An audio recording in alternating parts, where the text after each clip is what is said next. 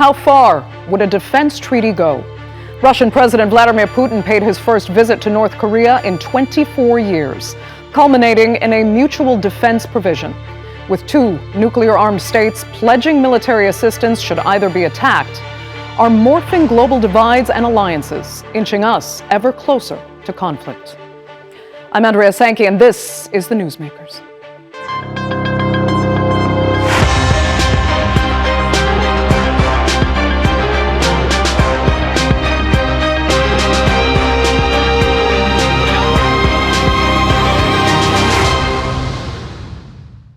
It wasn't long ago when Vladimir Putin told the world that Moscow did not recognize North Korea's nuclear weapons program because it was a gross violation of UN Security Council resolutions.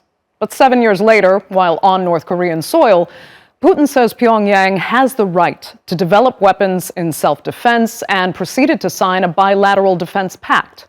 Now, details of the deal are not yet clear, but most see it as an agreement for two sanction-saddled nations to cooperate on weapons deals and development. Here's a look. Rolling out an extra-large red carpet. This is how North Korea's leader Kim Jong-un welcomed Russia's President Vladimir Putin on his first visit to Pyongyang in 24 years. After hours of talks, the two leaders inked a mutual defense pact, which Putin described as the strongest ever treaty between the two countries. The Comprehensive Partnership Agreement signed today includes, among others, mutual assistance in the event of aggression against one of the parties to this agreement. So far, few details of the agreement are known, but Putin says Russia may supply weapons to North Korea. The US believes that North Korea is sending ammunition to Russia to help its war in Ukraine, and in return, Moscow is assisting Pyongyang's nuclear program, a claim that both Putin and Kim deny. But the West is deeply concerned. North Korea's leader describes relations with Russia as having risen to a new high level of alliance. I have no doubt that this powerful treaty signed between our two countries will be very constructive, prospective, strictly peace-loving and defensive, aimed at promoting and defending the fundamental interests of the people of the two countries, which will be a driving force to accelerate the creation of a new, multinational world free from domination, subjugation, hegemony and unilateral authority. The US, South Korea and Japan worry that the defense pact could threaten the security of the Korean peninsula. And NATO's chief Jens Stoltenberg emphasized the importance of a unified front against the increasing cooperation between what he called authoritarian powers. The answer is that when they are more and more aligned, authoritarian regimes like North Korea, China, Iran, Russia, then it's even more important that we are aligned as countries believing in freedom and democracy. So NATO is in that way even more important now than before. And the deal may also have ruffled feathers in Beijing. Last month, Putin's visit to China cemented the no-limits partnership between Moscow and Beijing. But China is also North Korea's most significant trade partner. And Russia and China are at odds over Pyongyang's nuclear program and its possible risk to stability in the region. From China's perspective, it will be uncomfortable to see their security cooperation being expanded to semi-alliance, as this will seriously hurt security and stability in the Northeast Asia region. North Korea has found an alternative to China, and this means North Korea has gained leverage over China. Russia can now also leverage China through North Korea. There might be a wedge now between China, who seeks to keep the North Korean nuclear program in check, and Russia, who is a willing supporter of the North Korea's nuclear ambitions. As many countries look on with trepidation, the Russia-North Korea alliance is reaching new heights, and its ramifications will reshape global power dynamics in the coming months and years. So what does Russia and North Korea's newfound strategic partnership really mean to the wider world? Joining me now to debate that and more are, from Moscow, former Russian diplomat Viacheslav Matuzov, from Washington, senior fellow at the Hudson Institute, Olivia Enos, and from Boston, fellow at the Woodrow Wilson International Center for Scholars and a specialist on North Korea, Sung-Yoon Lee. Thanks all so much for being with me. I'll begin in Moscow.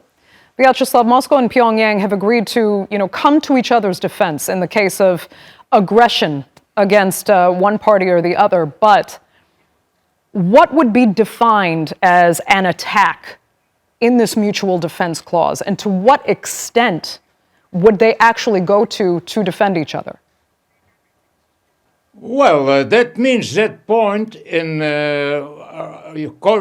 Northern Korean and Russian agreement, it means one thing, absolutely clear. It reflects the same point that is registered in NATO organization. The point number 5, where they consider any aggression against any NATO country considered to be aggression against all countries involved in this. So there is nothing new in the world, nothing new under the sun, under the moon, and so I think it is absolutely working working form of relations between North Korea and Russia, because Russian North Korean relations entered no other choice as considered as the relations of strategic cooperation in the world affairs, because Russia, like North Korea previously, was put under strict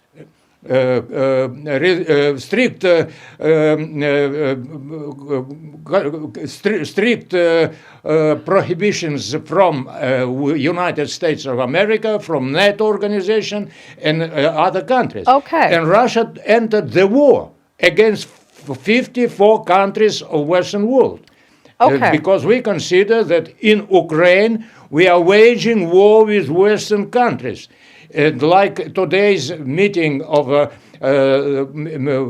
American Ambassador Madame Tracy in our foreign ministry, they clarified all points about our relations towards American policy towards Russia. Okay. They rejected and considered it's not acceptable. Okay, let me turn to Olivia. Olivia, do you think NATO, should see this alliance as a threat? And is it only about defense, or could there be an offensive support element here in this agreement as well?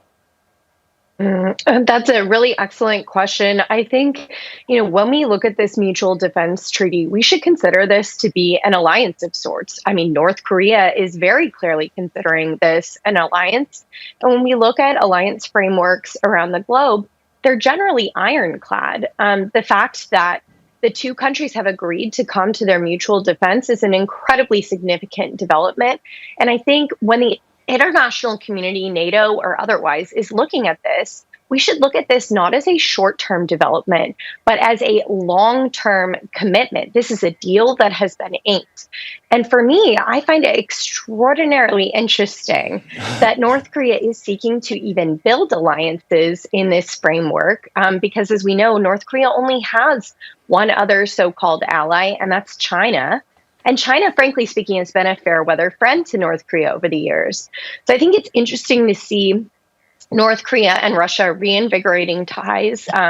Many of the same commitments that were made in the 1960s in the midst of the Cold War have also been reinvigorated. And I think that the international community should be very worried, because when we think of alliances, we often think of allies in the free world, like the US's hub and spokes model of alliances in Asia.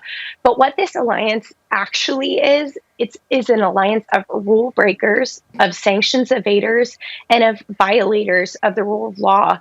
And I just wanted to respond to my previous co-panelist and state very, very clearly that Russia is waging a war of aggression in Ukraine, and North Korea is aiding and abetting in that. So the international community can't simply look away, both from the agreements that have been made and also the forms of assistance that North Korea has issued to Russia over the past several months, as anything other than support for a very, very serious threat to world order. Okay. So I think we should be very concerned. Okay. Well, let me get Sung-Yoon's opinion here. And help us understand what North Korea in particular really gets out of this, and how much does this alliance actually undermine specifically U.S. policy on the Korean Peninsula? An alliance pact or a peace treaty, in the end, is a piece of paper. Action speaks much more loudly than a piece of paper. So, yes, it is not something that's radically new. However, what is new, radically, is that President Putin and the North Korean leader, Kim Jong-un, are collaborating to rewrite international law, international norms, by brazenly violating over 10 United Nations Security Council resolutions that Mr. Putin himself had endorsed since 2006, and violating all kinds of international norms by colluding together on weapons transfer. The South Korean defense minister said just a few days ago that North Korea has sent Russia over 11,000 containers containing some 5 million artillery shells. No one really knows how many exactly, but if that is a rough estimate, then what that says is that North Korea has sent more than 10 times the number of artillery shells that the West, the United States and NATO allies have sent Ukraine. So both men need each other. It seems that Putin needs Kim as much as Kim needs Putin in the wake of Russia's invasion of Ukraine in 2022. And that says a lot about Russia's prestige and standing in the world today, to rely on the quintessential pariah state, the worst violator of human rights in the world, in world history, the despotic People's Republic of North Korea. You know, Viacheslav Matuzov, you say this is actually nothing new, but this has been called the most significant defense agreement for Russia since the Cold War. But let's be clear, these are not really the same global dynamics anymore. The alliances aren't as clear as they were really under the Soviet Union. As I think Olivia was calling them an alliance of outlaws. Others have said this is about alliances of authoritarian powers. What do you think?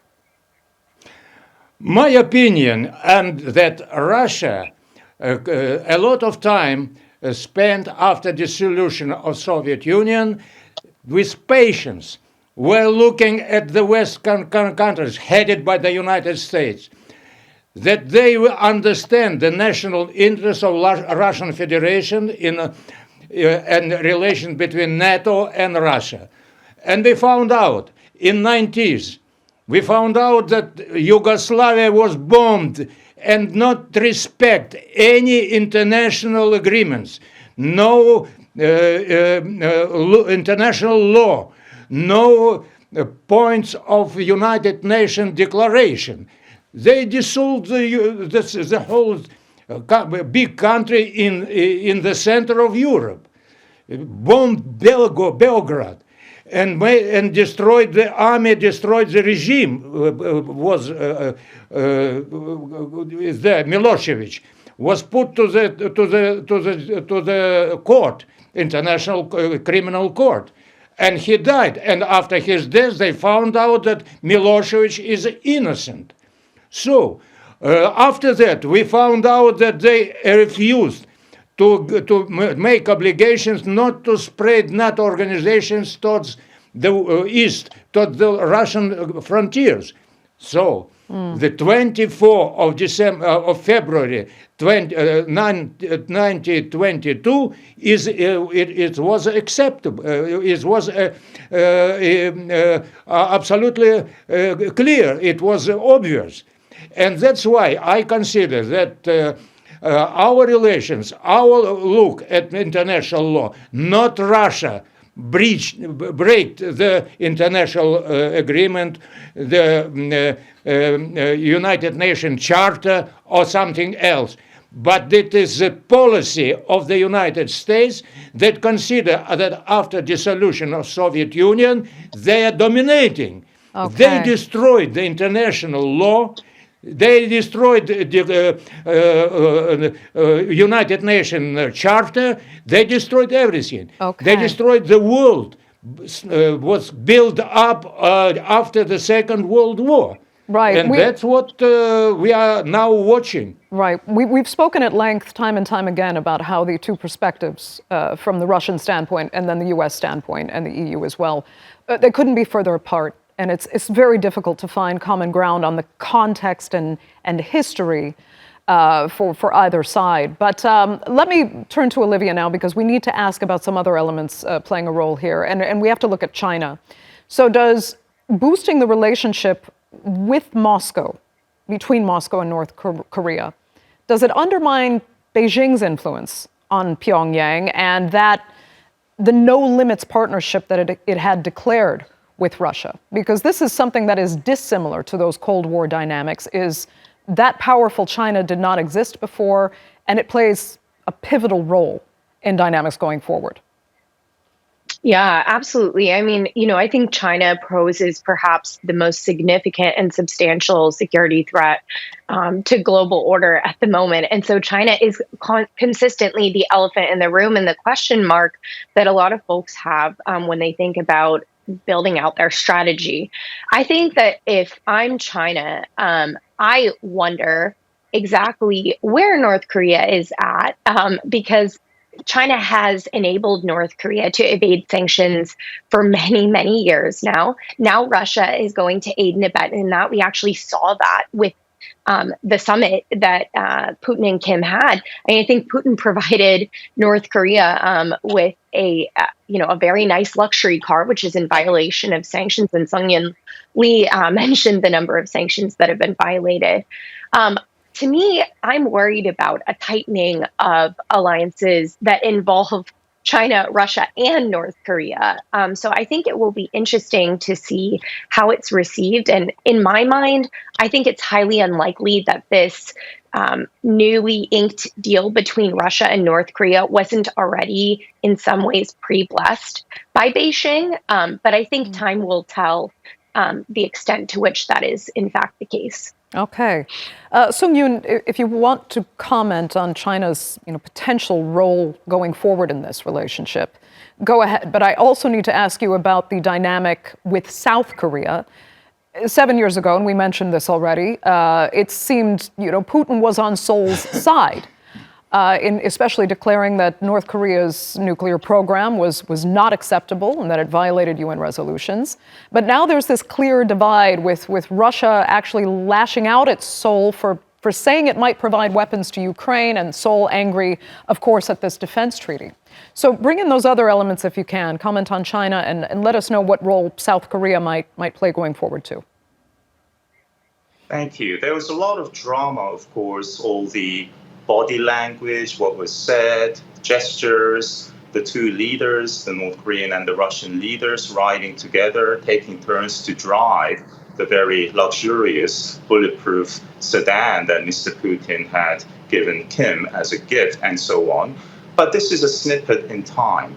Historically, the trilateral alliance among Moscow, Beijing, and Pyongyang have not been tight, have not been perfect, and perhaps that's true in varying degrees of all alliances. For example, when North Korea attacked a US spy ship in January 1968 and captured 82 US sailors, Russia was concerned, the Soviet Union was concerned that this was a major escalation, and the next year, on Kim Il-sung's birthday, April 15, 1969, when North Korea shot down a US spy plane in broad daylight, the Soviet Union suggested to the United States that it's willing to help the US to look for any survivors and so forth, while China sided with North Korea, saying in the People's Daily that the government and the people of the People's Republic of China stand together in support of the government and people of the Democratic People's Republic of Korea. So let's see what happens in the years to come, in the months to come. But to Washington, the latest development is a major concern. There's gnawing anxiety in Washington, D.C. and in other capitals because we don't know yet to what extent the two sides are collaborating on technology transfer. So yes, it's a growing concern. South Korea has tried its best to maintain a good, amicable relationship with Russia. South Korea and Russia have a good trade relationship and so on. But South Korea firmed up by saying if Russia is willing to provide North Korea with nuclear ballistic missile technology, then South Korea might consider sending directly to Ukraine artillery shells and other lethal munitions. South Korea is a major exporter, a major military power, and a major exporter of weapons. So that should be a concern for Russia as well. Okay. Well, let me ask first, Vyacheslav, actually. I mean, is that of concern to Russia? Well, I think that Russia is looking on our relations with South Korea as a very important direction of our foreign policy. No other choice, no other opinion. But not on the account of our strategic goals and security of national security of Russian state, because we are in the state of war. In the state of war with, as I mentioned before, with the Western countries.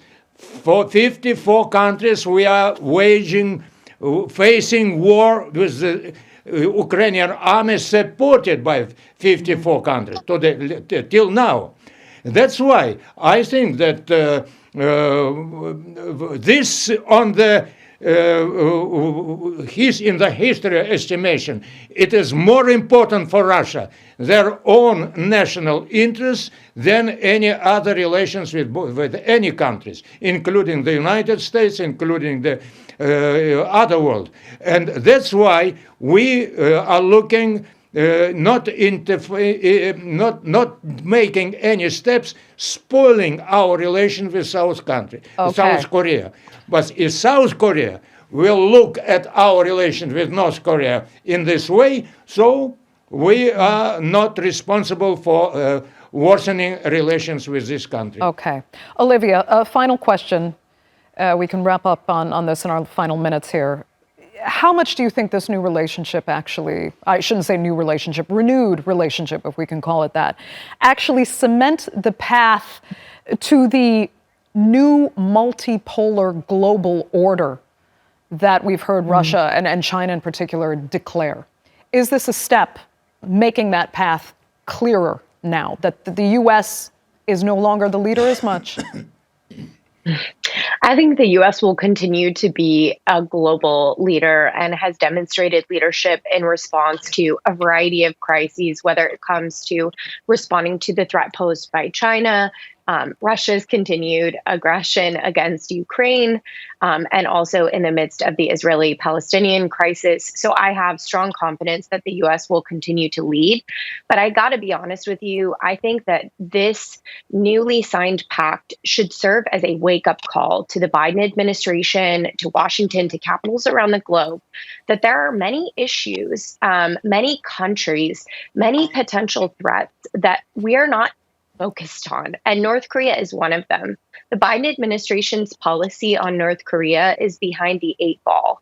It's time to step up the attention that the Biden administration is giving to its policy toward North Korea, not just on security issues, but also, as my co-panelist Sung-Yoon Lee mentioned, on human rights issues. We have to wake up to the reality that authoritarian actors are coming together and forming alliances that do challenge very important elements of the rules-based international order, and that without a strong and swift response, we could end up in some very, very serious conflicts that draw us into, I think, particular conflicts that we do not want to get into right now. So I think this is a wake-up call. Yeah. Sung-Yoon Lee, do you think it's a wake-up call? Should it be? Need it be? Or is this just this new multipolar world order cementing its place, maybe with more authoritarian powers at the top of the pyramid, but still not necessarily threatening the globe? I don't want to downplay the blooming partnership between President Putin and the North Korean leader. But yes, I mean, North Korea and Russia have maintained decent ties historically. Of course, the original so-called great leader, the first leader of North Korea, was an army officer in the Soviet Russian Far East Army, and then he was appointed as the leader of North Korea. So there's been this persisting historical dependency on the part of North Korea vis-a-vis Russia.